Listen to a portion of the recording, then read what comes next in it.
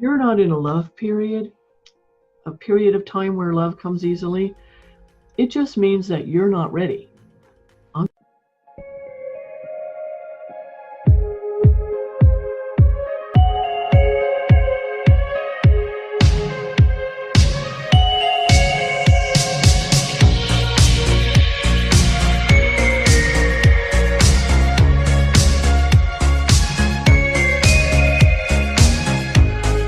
You asked me a really good question. Mm-hmm. Know when you're in your feminine or when you're in your masculine, like say Yes. date or in a relationship, starting one.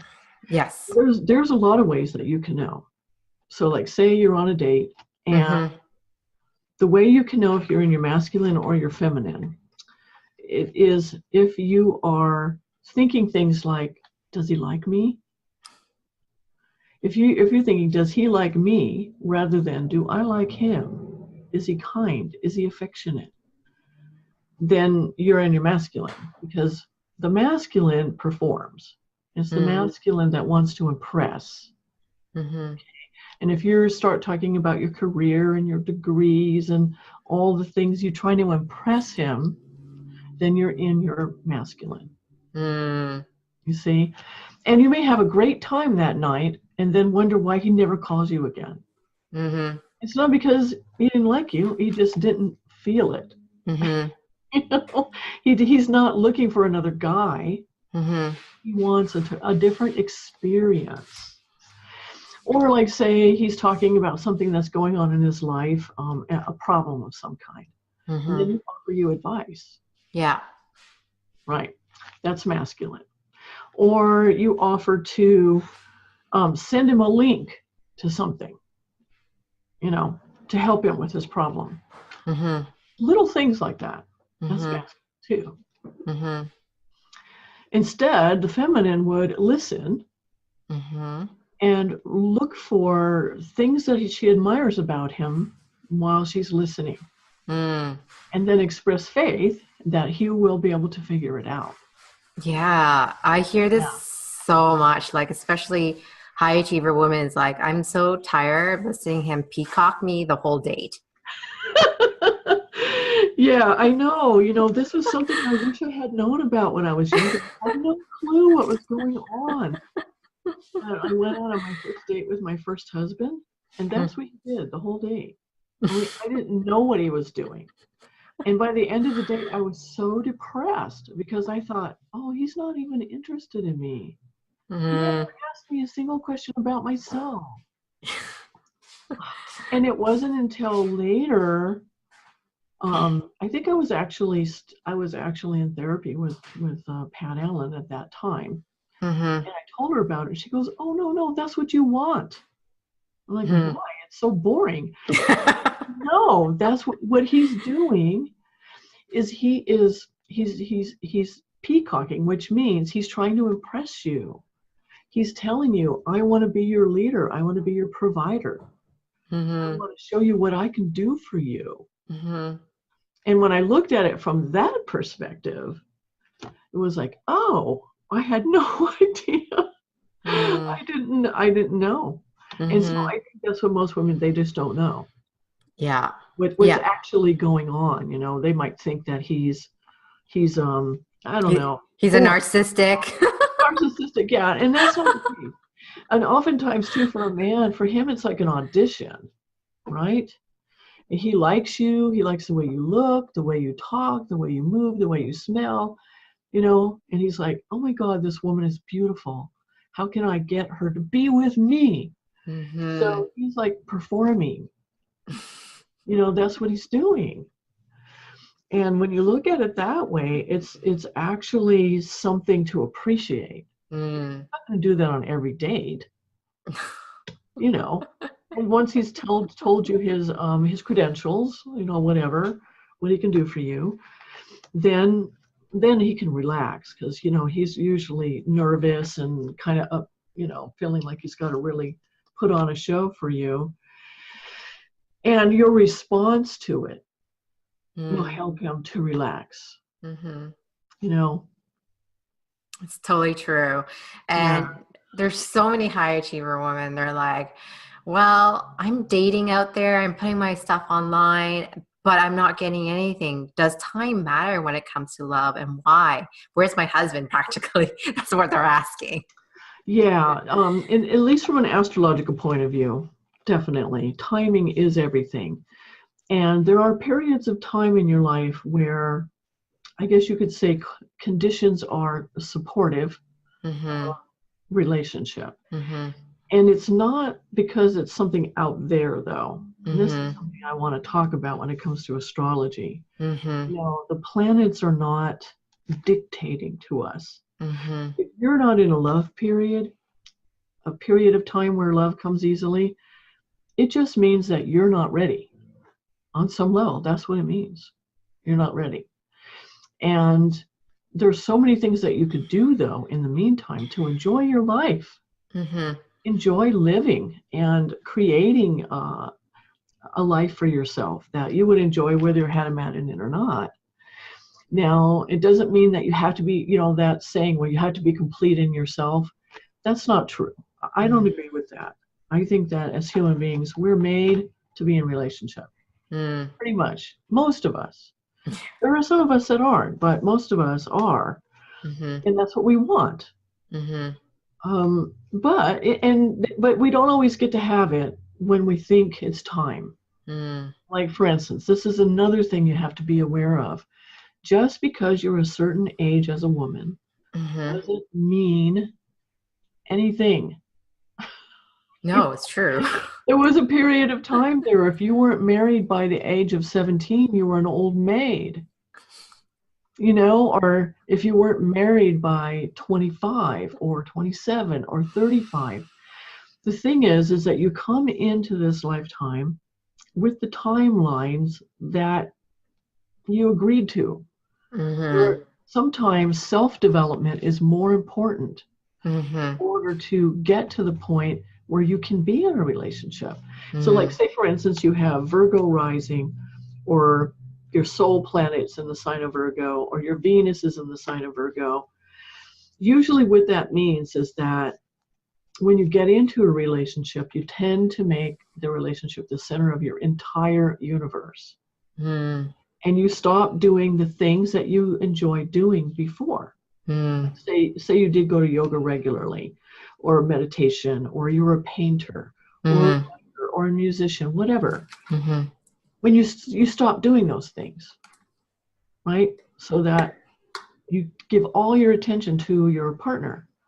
And then ironically, what ends up happening is instead of keeping the relationship ends. Mm-hmm. And it could be for any number of reasons, but it's just your soul. It's your soul, actually, that's saying to you, look, if you want to have a relationship, you first have to have one with yourself. You have to develop yourself, find out who you really are. And then once you get into a relationship, don't just automatically give it all up. Yeah. I mean, in good relationships, you are influenced by your partner, and you can take up new hobbies or new interests or whatever because your partner's involved in it. There's nothing wrong with that at all. Mm-hmm. It's a good thing, actually, but there are parts of yourself that are always going to be uniquely you.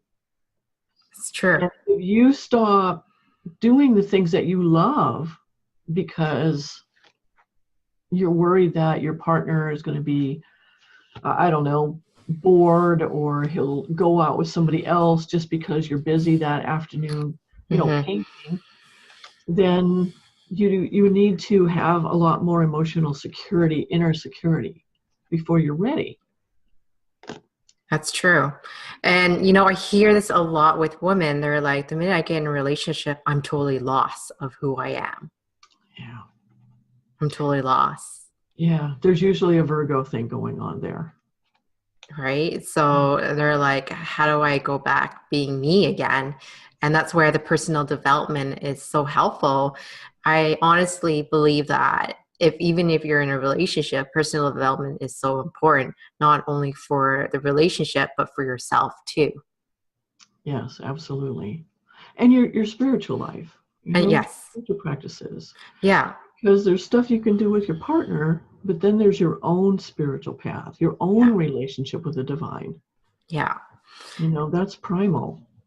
And it's absolutely healthy to take a hobby that your partner doesn't do. I do pole dancing. My partner don't do pole dancing. Do you really? Yeah, I do. Fun. You could do art, you could do Ironman. Your partner doesn't have to do Ironman. Right. So it's those things are it makes a difference, right? So, and I think you made a really huge point is have your own identity is really important. Get to know you, and over time it does change because it depends on the dasha or whatever period in your life that you're going through. It's always going to be constantly changing, and you have to be able to be comfortable to renew yourself in that area of like just life. Just renewing yourself is like it's a rebirthing all the time. Don't feel like this is how I was, this is what I wanted to be. And like you were saying earlier before, a moon is all about being receptive. Yeah, and receiving. And receiving. And if you are like, say for instance, you have a lot of Mars in your chart. Or, yeah, me too. Or you're like the oldest child, the oldest girl, you're raised to be a boy like I was. Yeah. To be self-sacrificing, to give, and all that kind of stuff. Boy, it can be really difficult to learn how to receive. To feel comfortable receiving.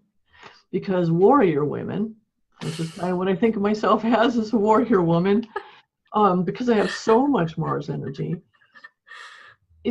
for us, we tend to feel like, okay, what's this going to cost me? Or, I don't know if I really deserve that. Because Mars girls think they have to work for everything. It's harder for them to believe that they deserve it just because a man wants to give it to her. That she's a woman and she brings something to the table that another man could never bring to the table for your man, right? That's a woman. And that is enough. It makes him, so what I tell Marsy women, or Jupiter women too, Jupiter women are like this, because Jupiter loves to give. Oh, yes. Kind of lives to give, right? And Jupiter women also have a hard time receiving. And so what I tell women is that don't do it for you, do it for him. Because it feels good to him to give. And then to be received. When he gives something to you, for you to receive it. And it's like, thank you. I appreciate that. You made my life better in some way. You made my life easier in some way. Or this is I just love this because it's fun, because it's pleasurable, whatever it is. I had a good time. That is what they want. They want appreciation, and they don't fall in love when you give to them. They fall in love when they give to you. It's true. But I'm telling you, if you grew up with, like, say you didn't get a lot of attention or affection or love just because, like say you grew up in an environment where you had to perform, like to get anything, or to avoid getting into trouble, whatever. You're raised like, in other words, like a boy. And you can feel very uncomfortable. It's like the more lavish and generous a man is, the more uncomfortable you can feel. And that is what the vulnerability is about. So you're in your feminine and you're being given to, you feel that. You can really feel that. It's true. It's true. Very. And what's the really interesting part about, I want to share about a little bit my story about being raised by like a boy. It's like in my 20s when I was dating just guys in my 20s, and I was a career woman, so I made the money and I could afford things and material things. And in my 20s, the guy would not be able to pay his bill, and guess what I did? I pay his bill. If he didn't pay his couldn't make rent, I pay for his rent. And that's and that's the high achiever mindset. It's like, well, Yeah. I got money lying around, so why don't I just like help him out? And it's not about that. And they feel disrespected. They actually want to leave you because you are mothering him and you're smothering him, and he doesn't like that. And I went ahead, I took the charge, I took the liberation of the leadership. Like, I'm just going to go pay your bill. I'm going to pay your rent. I can't handle this rant about you can't pay this. I'm just going to do it to do it, right? And he feels disrespected because you made him into a boy. And he doesn't, and he's trying to turn on his man. But if you have a strong, like Mars, like mine is like, that means you're acting very quickly. And that means that you need to zip your lip and put your hands on your bum and do nothing about it. Exactly. And that's not easy to do. And again, I found that out in my first marriage because I had learned from Pat, right?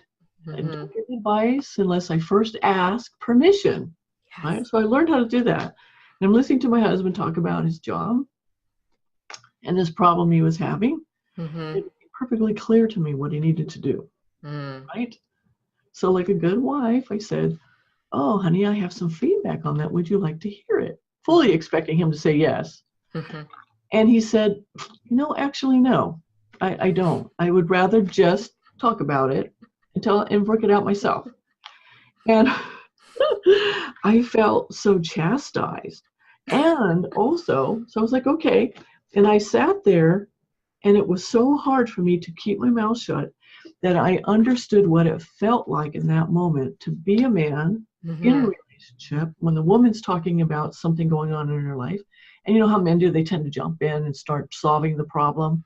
And you're like, no, I don't want you to do that. I just want you to listen to me. If we don't tell them that, they don't know. So they jump in, they start solving the problem.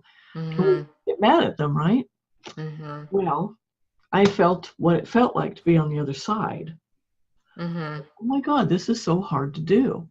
Men have a lot, I had a lot more respect for men after that because it takes a lot of self-discipline to hold that part of yourself back and just let the other person be, to get to where they need to get to on their own. And so, it's not easy to do. And Mars girls, I tell you, we like to solve problems. We like to fix things for you. We like to create problems too in order to fix it. This is true. Yeah, Mars is bored is a dangerous thing. Yeah. Oh, that's funny. So yeah, I know what you're talking about. Yeah. I had this really weird experience myself in my 20s. You made me think of it. If we have time, I'd like Go to. ahead, yeah. Okay, I had been totally immersed in my spiritual life. I mean, I was involved in, like, from morning, noon, night. I was reading spiritual things and praying and meditating and doing all of that. And I was feeling more and more like, hey, I can handle it. I can handle a good relationship. I know I can. Well, so what happens when you do that, right? You have to find out. It's like, okay, so how deep is this really going? How much of a difference is it actually making? So I got asked out. I was actually in the Navy at the time, believe it or not. Oh, wow. Mars. I know. I got asked out by this guy. And he was somebody who, he was very intelligent and well-spoken, and he was a musician, and he had a lot of talents and skills, and he was handsome too, right? So he asks me out, and right from the beginning of the date, I was confronted with my feelings of inferiority, not being good enough, not deserving, and not being able to receive. So he comes to the door, right? He opens the car door for me. I get in, and then he actually gets this pillow and he puts it under my feet. Right away, I'm like, oh my God. And then I started feeling really nervous from that point on. And then he takes me to this really nice restaurant, and he pays for everything. And he's actually like really interested in me and things I have to say. And as the night went on, I felt weirder and weirder and weirder. And I was so nervous, and I could feel I could see myself, like my mind's eye, like watching me, acting and saying everything wrong, absolutely everything wrong. And needless to say, he didn't ask me out again. And that's when I realized that, you don't really know where you're at until you're in a relationship or you're dating. Mm-hmm. So even if you're not in a love period, I still think it's a good idea to have a social life where you encounter men on a regular basis. Mm-hmm. And you can cultivate relationships with men that are not necessarily romantic. Mm-hmm. And you can cultivate your ability to receive in many other ways. Mm-hmm. So that when you are in a love period, you can be gracious when something comes your way. Mm-hmm. Mm-hmm. And when a man wants to treat you like a queen, Mm-hmm. a princess, and instead of getting all uncomfortable and flustered and nervous and doing everything you can to block that, instead, you just receive it. Yeah. And you don't get distracted by it. Yeah. You know what I mean? And paying attention to how you feel with this man. Yeah. Yeah. And being feeling how it feels like being on a date, it's all about being present and not in your head all the time.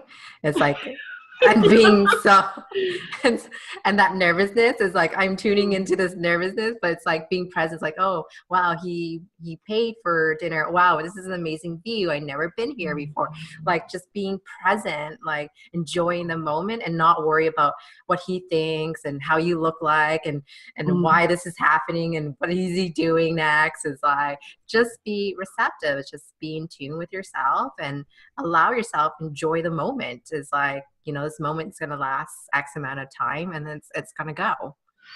Yeah, that's excellent advice. Just actually being present. Yeah. And not going up into your head and judging anything. Yeah. Anything. Yeah. Because high achiever women, it's all about being in their head. They're like, right? It's all about like analyzing everything that he's doing, what he's wearing, what he's doing, why is he doing that, and like where are we going next? It's you're killing the moment. You're killing love right there. Right, exactly. You're using your masculine to kill it, right? So, and I think that's, we talk about free will before and, about personal development, about like, there's got to be ways of doing that, even though you're not love period. I think personal development is so important. What's your thoughts on that, using like the ability to scientifically learn these things before you hit the love period? Or should I wait until love period hits and then learn it? No, I think it's never too early, to cultivate your feminine, because that's where you're going to find that's the way you're going to find fulfillment anyway. Mm-hmm. Whether it's related to a relationship or your career or whatever, your intuition. And there are some people out there doing some great work. I mean, just really great work. And the free download that I'm offering, it's my 6 favorite relationship resources. That's where I'm talking about some of these wonderful people out there who have really put together some great things. Like Dr. Pat Allen, for instance. And then there's a love coach. Her name is Lauren Francis. She's got these courses on how do you do the online thing. And she's brilliant, And then there's another astrologer like Carol Allen. I mean, I think she's awesome. Like she's got these courses that you can take, or what do you call it? Information products that I found very, very helpful. And then there are some men out there doing some great work too. And let me see, who else? Rory Ray. I really like Rory Ray's work. What I like about her is that she gives you scripts so that when you're in the moment and you're flustered and you're getting ready to do your usual thing that doesn't work, gives you something that you can work with. Mm. It even tells you like how to stand. Mm-hmm. It's When true. you're figuring this, and she's all about. This is another thing. This is another reason that I wanted to bring this up too. Mm-hmm. Is why women may not want to be in their feminine. Mm. And it's because usually has a lot to do with the way they were brought up or a lot of painful experiences growing Mm-hmm. up. And they didn't learn how to handle their feelings because there was nobody in their life showing them how to do this. Mm. Pain, so they Mm-hmm. take the pain and they shut it away and Mm-hmm. they go to the masculine. Mm-hmm. Achievement is a lot easier Mm. than being open in relationship. Mm. Actually allowing yourself to be in a situation where you could get hurt again. Mm. And one of the things that Roy Ray does is that she shows you how to handle your feelings, Mm. what to do with your painful feelings, Mm-hmm. and how to become really proficient and skilled at Mm-hmm. feeling your feelings, expressing your feelings, deep Mm-hmm. feelings, so that you can stay open-hearted, you can Mm. stay vulnerable, you can continue to believe in love, Mm-hmm. even when the guy in your life does something or says something that hurts you, Mm. which, by the way, is guaranteed. It's going to happen because, we're not perfect beings and we're going to hurt him too. Yeah. It's just going to happen. So what do? Instead of shutting down, you know how to process it, how to deal with it. Mm-hmm. So yeah, there are lots of people out there in the world who are doing beautiful work, to help the woman who had to go into her masculine, perhaps when she was young, in order Mm. to survive. Or say she came into this lifetime with a lot of masculine energy where she's supposed to be doing things in the world. Mm. She does have a dharma in the world that she needs to fulfill. Mm-hmm. But does she have to be alone? No, she doesn't Mm-hmm. have to be alone. Mm-hmm. And then there are women who come into the world who are actually here to have a passionate love affair with the divine masculine, Mm. Yeah. not with another human being. And this is what I love about astrology. Mm-hmm. Your birth chart shows you all of that. And then what you need to do about it and what you can do about it specifically, if there is anything indeed to do. Mm-hmm. So this is why I do what I do, because it's so helpful to know. Mm-hmm. I wish I had known. If I had known, of course, right? That's what everybody says. But if I had known some of the things that I know now because of astrology, Mm-hmm. things would have gone very differently. Mm-hmm. Some of the relationships that I had that were really important to me Mm-hmm. young. Mm-hmm. And I was young, and instead, what you do is you do your best, the best Mm-hmm. you do with what you got and with all your conditioning. Mm-hmm. But I was confused. I tell you, I was totally confused. I had no idea what men wanted. I didn't understand what it meant to be a woman. Mm-hmm. Relationships didn't work. I mean, somehow we managed to get together, fall in love, and have something. Mm-hmm. Inevitably, things would start not working. And so, I started looking around, which is how I found Pat Allen. Mm-hmm. That's psychology, right? Psychology is very helpful. Mm-hmm. And there were the 12-step programs. And I did that for a while too, because of stuff in my family. I grew up to be a codependent kind of person. So I found Al-Anon, and then a couple of other, and that was fantastic. Mm-hmm. Wonderful. My spiritual life, I worked on that and developed that. Mm-hmm. It wasn't until I found astrology, and in particular, a lot of the stuff I learned from Ernst, that I was like, oh, well, okay, because there are things in play in a relationship that nobody has any control over. And that's the truth. And it's an energy thing. Mm-hmm. It's like you can't make yourself have chemistry for someone, for instance. Yeah. You either have it or you don't. Mm-hmm. And the same thing in relationships. There are spiritual, I don't know what to call them exactly, but it's like a type of energy. Mm. And if the relationship isn't working, in spite of both of you trying your best to make it work, then there's probably something going on in the compatibility. Mm-hmm. And once you know what that is, what's so great about it is that it gets rid of blame and shame.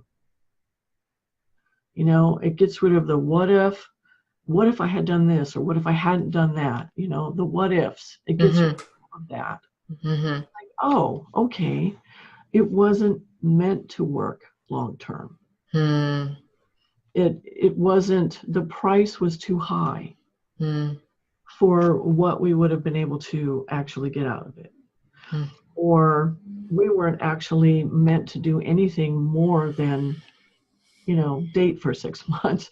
I mean, it's really good to know these things, right? It does. It really helps, yeah. I totally 100% agree with you. I found astrology that way too. If I knew the knowledge I had today, I'm half of the woman that I am today than back in my 20s. Like they're just, I wish I knew all this information, but it was just timing that I had to learn this over time. And, obviously, Ernst is my teacher as well. So I learned quite a bit, and I learned through Karen quite a bit as well. And, I think it's really important not, there's a big thing out there in astrology, not to analyze yourself, go and get somebody else. Is a third party eye to look at it, because if you're full of chemistry, this guy is going to look like God to you. Right? It's so important. It's like you maybe you have like some sort of aspects that it's kind of creates that fantasy of this person, and you just don't know why you're having that feeling or whatever that might be. I think that's a big factor for so many people out there. It's really achieving that. Yeah, that's true.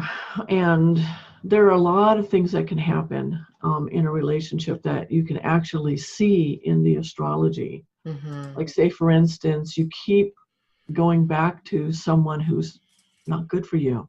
Mm-hmm. Either the capacity is low, or no matter what you do, it's like you can't make it work. Mm-hmm. There's probably a good chance that you might have something called magnetic attraction with someone, that you also have like maybe some obstacles in the way, and that are always going to be there. And because it has nothing to do with your skills. It has to do with an energy thing. And as an astrologer, of course, I do believe in a certain amount of fate, but it's such a charged word. It's so hard to explain the difference between fate and making good choices. And like, where is it your responsibility? Where is it outside of your conscious control? You know what? I don't really have the answers to that. I wish I could say I did, but I don't. All I know is that there's both. There are two things going on at the same time. And that is that you do have the power of choice once you know. But before you know, you don't. You can't know what you don't know. And then after you know, sometimes it's not enough to just know either. Sometimes it requires practice. And sometimes you need help from other people. Like therapy, for instance. I think very highly of therapy. Personally, I think everybody should have therapy, even if they don't need it because they're suffering. Just because it really accelerates personal development and growth. So I don't know. I guess you make do with the tools that you have. And then you find out that there is a way that, say, astrology can help you, or a coach can help you, or a therapist can help you. And you use all the tools that you possibly can. Mm-hmm. You know, Mm-hmm. and you'll be able to make some things happen and some things not. Mm-hmm. It's how you respond to it really that matters. Mm-hmm. And yeah. No, I totally agree. Thank you so much for the information, Karen. You were telling me about the bonus. I'll link that down below. So anybody who's definitely is interested in getting that resources to get yourself started, books will help. But I think one-on-one in person, I find it's more powerful than just books on its own. I Yeah. think it's just, we're just human beings. That means that we're really into interaction and social connection and things like that. And when it comes to personal development, you need some sort of feedback, reflection. Unfortunately, books can't give you feedback. You're just reading information. So if you want to get a reading with Karen, by all means, the links is down below. If you have any question about this interview, please leave it down in the comment below, and then hopefully we can all answer that. Is there any last words of wisdom out there for all the love in this world? Because I know February is around the corner, and holidays and birthdays it Oh, can be yeah, very lonely, right? it can be. Well, find out if you're in a love period or not, and do something different than what you've been doing. Mm-hmm. If you keep doing the same thing, then you'll keep getting the same result. I mean, everybody's heard that one before, but it's true. Mm-hmm. Just do something different. Mm-hmm. And usually it means either cultivating your spiritual life or your social life or both. Mm-hmm. And seek out information, seek out people who can help you. There are Mm-hmm. some fabulous people in the world who can help you. I Mm-hmm. mean, you're one of them. You're a love Yes. coach, right? Yes. Yes. Right. So, yeah. And don't try to do it all by yourself. Yeah. You can't really do much of anything all by yourself. No. And try to make your life as interesting and as fulfilling as you possibly can. Mm-hmm. Cultivate your feminine, cultivate your intuition. Mm-hmm. It's Yeah. just what you pay attention to grows. Just put attention on those things. Mm-hmm. Don't run away from your pain or your feelings, Mm-hmm. because there's something that you can do about that. You don't Mm-hmm. have to carry that with you your whole life. Mm-hmm. There are people who are very highly skilled in helping you to process and move through that. Mm-hmm.